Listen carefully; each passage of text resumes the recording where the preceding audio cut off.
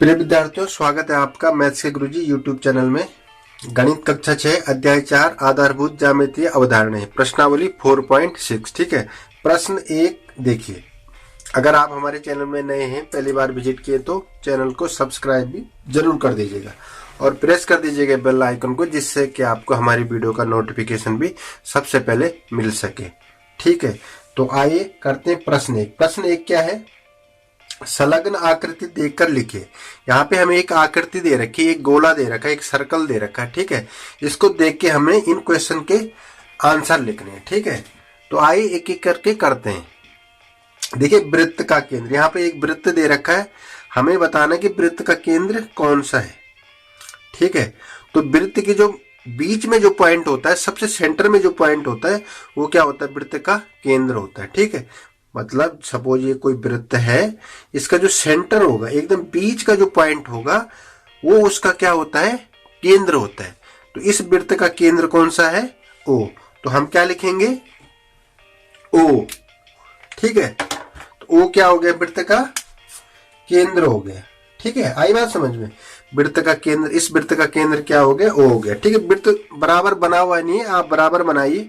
ठीक है, तब जाके इन क्वेश्चन को के आंसर दीजिए। ठीक है, अब है बी वाला। तीन त्रिज्याएं, इस वृत्त में त्रिज्याएं आपको पता होना चाहिए। त्रिज्या क्या होती है? किसी वृत्त के केंद्र से उसकी परिधि तक की दूरी को त्रिज्या कहते हैं। किसी वृत्त के केंद्र से, मतलब सेंटर से परिधि, ये वृत्त की क्या होगी? परिधि होगी। ये वाली पूरी क्या है? परिधि है। तो वृत्त के केंद्र से परिधि तक की दूरी को उस वृत्त की त्रिज्या कहते हैं। ठीक है, ये सेंटर से परिधि तक की दूरी, सेंटर से परिधि तक की दूरी, ये दूरी क्या होती है? हमेशा ये दूरी और ये दूरी बराबर होती है। मतलब जितनी दूरी ये होगी उतनी दूरी ये होगी, जितनी ये होगी उतनी ये होगी। ठीक है, यहाँ पे छोटा बड़ा दिखाई दे रहा है, लेकिन यहाँ पे प्रॉपर बना हुआ नहीं है सर्कल, इसलिए यहाँ पे आपको थोड़ा छोटा बड़ा दिखाई दे रहा है। ठीक है, तो ये होगी वृत्त की त्रिज्या। तो हमें क्या बताना है यहाँ पे? तीन त्रिज्याएं, मतलब ओ ए, ओ बी, ओ सी। हम लिखेंगे तीन त्रिज्याएं, ओ ए, ओ बी और ओ सी। ठीक है, ये हो गई वृत्त की त्रिज्या। अब देखिए एक व्यास। व्यास क्या होता है? एक वृत्त को, एक वृत्त, ये वृत्त है, एक वृत्त को दो बराबर भागों में बांटने वाली रेखा व्यास कहलाती है। ठीक है, एक वृत्त को दो बराबर भागों में बांटने वाली रेखा व्यास कहलाती है। या इसको, इस रेखा, ये रेखा क्या होती है? हमेशा त्रिज्या का 2 गुना। मतलब ये त्रिज्या है तो त्रिज्या का डबल क्या होती है? व्यास होती है। ऐसा भी आप बोल सकते हो। ठीक है, और ये जो रेखा है हमेशा सेंटर बिंदु से होकर जानी चाहिए। अगर इस सेंटर बिंदु से होकर नहीं जा रही है, अगर से ये रेखा ऐसी जा रही है, मतलब ये कोई गोला है, ये सेंटर बिंदु, अगर ये ऐसी जा रही है तो ये इसका व्यास नहीं हो सकता। व्यास सेंटर बिंदु से होकर जाएगी, तब ये इसका व्यास होगा। और व्यास हमेशा क्या होता है? बराबर 2 इंटू आर, मतलब 2 त्रिज्या, 2 गुणा त्रिज्या। मतलब इस, अगर किसी वृत्त की त्रिज्या 2 सेंटीमीटर है तो उसका व्यास कितना हो जाएगा? व्यास क्या हो जाएगा उसका? 2 इंटू आर, मतलब 2 सेंटीमीटर इंटू 2, 4 सेंटीमीटर हो जाएगा। क्या? व्यास। आ रही बात समझ में? व्यास क्या होता है? त्रिज्या का डबल होता है। ये आप नोट कर देना। ठीक है, तो यहाँ पे एक व्यास पूछा जा रहा है, तो व्यास क्या हो गया? ए से लेकर सी तक की दूरी हो गई व्यास। तो हम लिखेंगे एक व्यास क्या है? ए और सी। ठीक है, व्यास हमेशा त्रिज्या का दुगना होता है, मतलब ओ बी का दुगना, या ए ओ, ये क्या है? त्रिज्या है, तो ये व्यास क्या हो जाएगा? इसका डबल। मतलब ये बड़ा है, ये छोटा है, दिखने से भी पता लग रहा है आपको। ठीक है, तो व्यास क्या होता है? त्रिज्या का 2 गुना होता है। एक जीवा, जीवा क्या है? ये ए ओ डी, ई ओ डी। जीवा, जीवा की परिभाषा क्या होती है? वृत्त की जीवा वह सरल रेखा है जिसके दोनों बिंदु, जिसके दोनों सिरे या दोनों पॉइंट वृत्त की परिधि पर स्थित हो, ठीक है, जिसके दोनों पॉइंट वृत्त की परिधि पर स्थित हो। ये वृत्त की क्या है, परिधि है, ठीक है, ये वृत्त की परिधि है, ठीक है। तो ये क्या हो गया वृत्त का, ये वाली ई डी क्या हो गई, जीवा। तो हम लिखेंगे एक जीवा क्या है, ई और डी, ठीक है, ये हो गई जीवा। और वृत्त, एक चीज और नोट करना, जीवा जो होती है, व्यास जो होता है, व्यास होता है वृत्त की सबसे बड़ी जीवा होती है, सबसे बड़ी जीवा होती है, ठीक है। जो व्यास जो होता है वृत्त की सबसे बड़ी जीवा होती है, मतलब जीवा, ये भी जीवा हो सकती है, ये दो वृत्त के ये भी जीवा हो सकती है, ये लाइन मारो, ये भी जीवा है एक, लेकिन जो व्यास होती है वृत्त की सबसे बड़ी जीवा होती है, बस, ठीक है। तो जीवा हो गई ई और डी, ई और डी क्या हो गई, जीवा, ठीक है। जीवा की हमने परिभाषा बता दी। वृत्त की जीवा वह सरल रेखा है, वह एक रेखा है जिसके दोनों सिरे उस वृत्त की परिधि पर स्थित हो, वो उसकी जीवा कहलाई, उसको वह उसकी जीवा होती है, ठीक है।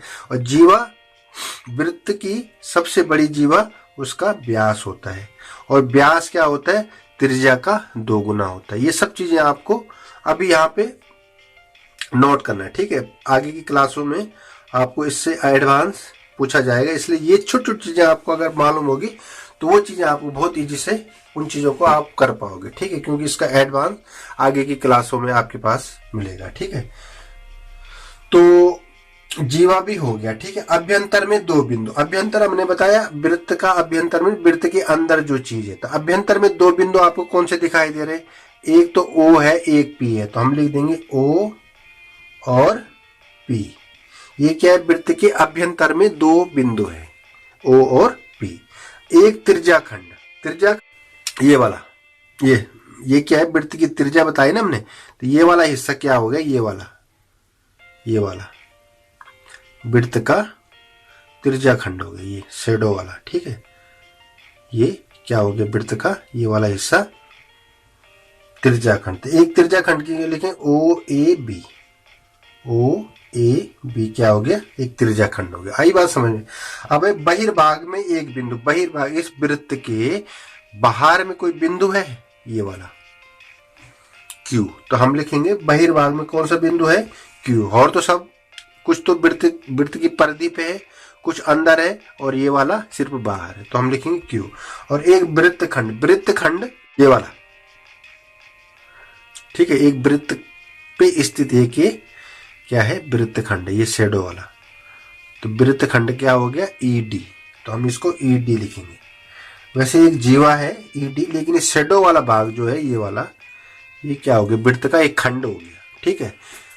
अगर यहाँ पे भी ऐसा होता, ये लाइन ऐसी होती और ये पूछा जाता, ये क्या होता, वृत्त का वृत्तखंड, या ये पूरा इसको शेडो करेंगे, ये क्या हो गया, वृत्त का वृत्तखंड हो गया, ठीक है। तो इस तरह से आपको ये प्रश्न एक करना है, ठीक है। तो शायद आप अच्छी तरह से समझ गए होंगे। अब है प्रश्न 2। प्रश्न 2 में क्या है, क्या वृत्त का प्रत्येक व्यास उसकी एक जीवा भी होती है, तो बिल्कुल होती है, हम लिखेंगे हाँ होती है, होती है, ठीक है। ये हमारा रब बना रखा है यहाँ पे समझाने के लिए आपको, तो हम लिखेंगे हाँ होती। क्यों होती है, अब देखो, क्या वृत्त का प्रत्येक व्यास, मानी वृत्त है यहाँ पे, ये सपोज वृत्त है, वृत्त का व्यास हमने क्या बताया, सेंटर से ये लाइन वृत्त का व्यास होगी, ये लाइन वृत्त का व्यास होगी, ये लाइन वृत्त का व्यास होगी, ये लाइन वृत्त का, ये सब क्या है, व्यास है, ये सेंटर लाइन से जा रही है, ठीक है। तो क्या वृत्त का प्रत्येक व्यास उसकी एक जीवा होती है, जीवा क्या होती है, ये वाली लाइन, तो हाँ होती है, ठीक है। तो हम लिखेंगे हाँ होती है। और जीवा, सबसे बड़ी जीवा क्या होती है, वृत्त का व्यास होती है, ठीक है।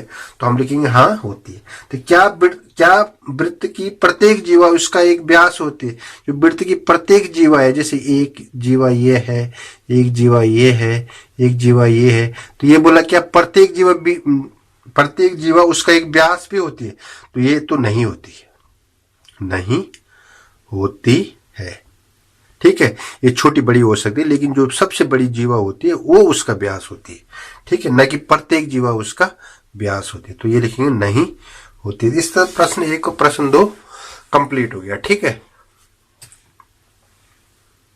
आइए अब करते हैं प्रश्न 3। प्रश्न 3 क्या है? कोई वृत्त खींचिए और निम्न को अंकित कीजिए, ठीक है। उसका केंद्र, एक त्रिज्या, एक व्यास, एक त्रिज्याखंड, एक वृत्तखंड, उसके अभ्यंतर में एक बिंदु, उसके बहिर्भाग में एक बिंदु और एक चाप। जो हमने प्रश्न 1 किया था उसमें हमें क्या, एक वृत्त दे रखा था और हमें बताने थे उसके पॉइंट बताने थे। यहाँ पे एकदम उल्टा है क्वेश्चन वही है, वहां पे जो वहां पे आंसर था वो यहाँ पे क्वेश्चन बना रखा है, ठीक है। तो जो वहां पे आंसर था वो यहाँ पे क्या है, क्वेश्चन है। तो देखिए सेम है। तो कोई वृत्त खींचिए, हम क्या करते हैं, एक वृत्त खींचा हमने, ठीक है। ये क्या है, एक वृत्त है, ठीक है। ये थोड़ा बराबर नहीं बन रहा है, आप उसको प्रकार से बराबर बनाइए, ठीक है। ये इसका क्या है, सबसे पहले बोला कोई वृत्त खींचिए, हमने एक वृत्त खींच लिया, माना ये क्या है, एक वृत्त है, ठीक है। उसका केंद्र कहां पे होता है, एकदम सेंटर पे। तो ये क्या हो गया, इसका केंद्र, इसको हमने माना O है। तो उसका केंद्र, निम्न को अंकित कीजिए। उसका केंद्र, एक त्रिज्या क्या होती है, ये वाली दूरी, ये वाली, ठीक है। तो माना ये क्या है, A है। ये क्या होगी, वृत्त की त्रिज्या। किसी वृत्त के केंद्र से उसकी परिधि तक की दूरी, किसी वृत्त के केंद्र से उसकी परिधि तक की दूरी को हम त्रिज्या बोलते हैं, ठीक है। और व्यास क्या होता है, त्रिज्या का डबल होता है व्यास, ठीक है। तो एक त्रिज्या हमने खींच दी, त्रिज्या क्या हो गई, OA, उसका केंद्र O, ठीक है। एक व्यास क्या हो जाएगा, अगर इस लाइन को हम सीधा, इस O बिंदु को यहां पे दिखा दो, इस लाइन को अगर हम सीधा इधर टच करते हैं तो ये इसका क्या हो गया, व्यास हो गया। इसको हम मानते हैं B है, ठीक है। ये पूरा क्या हो गया, इसका व्यास हो गया, ठीक है। तो व्यास क्या हो गया, AB क्या हो गया, व्यास हो गया, ठीक है। एक वृत्त को दो बराबर भागों में बांटने वाली रेखा व्यास कहते हैं, ठीक है। तो ये क्या हो गई, AB क्या हो गई, इस वृत्त की व्यास हो गई, ठीक है। जो क्या होती है, त्रिज्या की डबल होती है। तो यहां तक त्रिज्या थी, त्रिज्या का डबल, ठीक है। एक त्रिज्याखंड, ये त्रिज्या है यहां से यहां तक, त्रिज्याखंड कौन सा हो जाएगा, ये, इसको मानते हैं ये C है। तो ये क्या हो गया आपका, ये पूरा ये वाला स्पेस त्रिज्याखंड, ठीक है, ये वाला। तो त्रिज्याखंड क्या हो गया, OAC, ठीक है।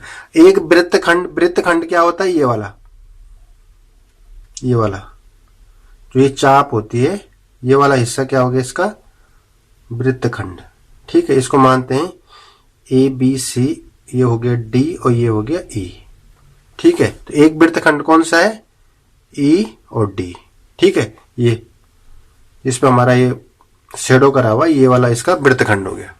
आई बात समझ में। उसके अभ्यंतर में एक बिंदु, किसके, गोले के, वृत्त के। तो माना यहाँ पे कोई बिंदु क्या है, Q है। तो हम क्या करेंगे, अभ्यंतर में एक बिंदु क्या है, Q, अभ्यंतर में अंदर। उसके बहिर्भाग में एक बिंदु, माना यहाँ पे कोई बिंदु क्या है, R है। तो हम बहिर्भाग में एक बिंदु क्या लिखेंगे, R, इस तरह से। अब इसमें एक चाप क्या होता है, वृत्त की जो बाउंड्री होती है, ये वाली, यही इसका क्या होता है, चाप होता है, ठीक है, ये वाला। तो यहाँ पे कहीं पे भी आप दिखा सकते हो, जैसे ये क्या है, एक ये वाला हिस्सा क्या है, चाप है, ये वाला। ये यहाँ पे हम एक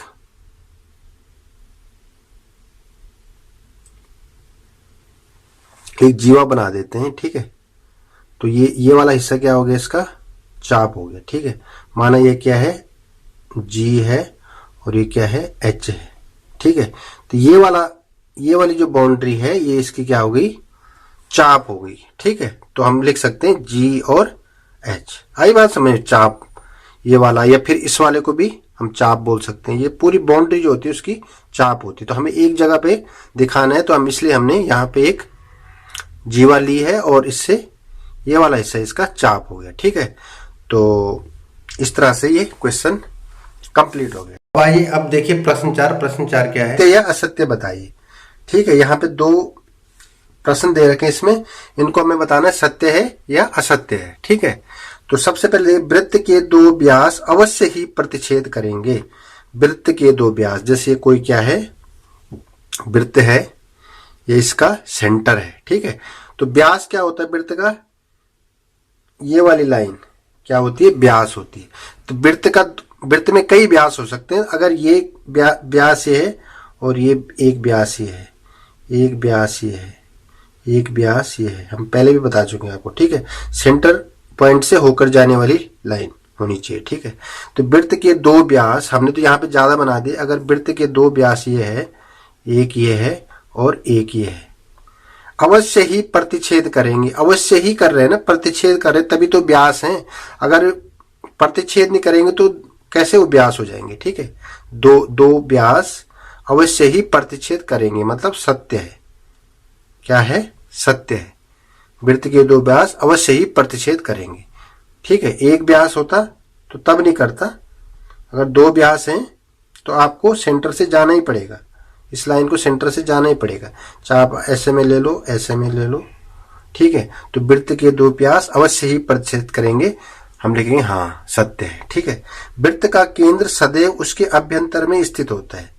ठीक है, वृत्त का केंद्र, ये वृत्त है, इसका जो केंद्र है सदैव उसके अभ्यंतर में स्थित होता है। बिल्कुल होता है, सत्य है।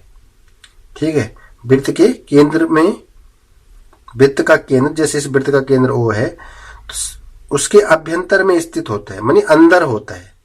तो वृत्त का केंद्र अंदर ही तो होगा, यहां तो होगा नहीं। ठीक है, तो ये भी क्या है?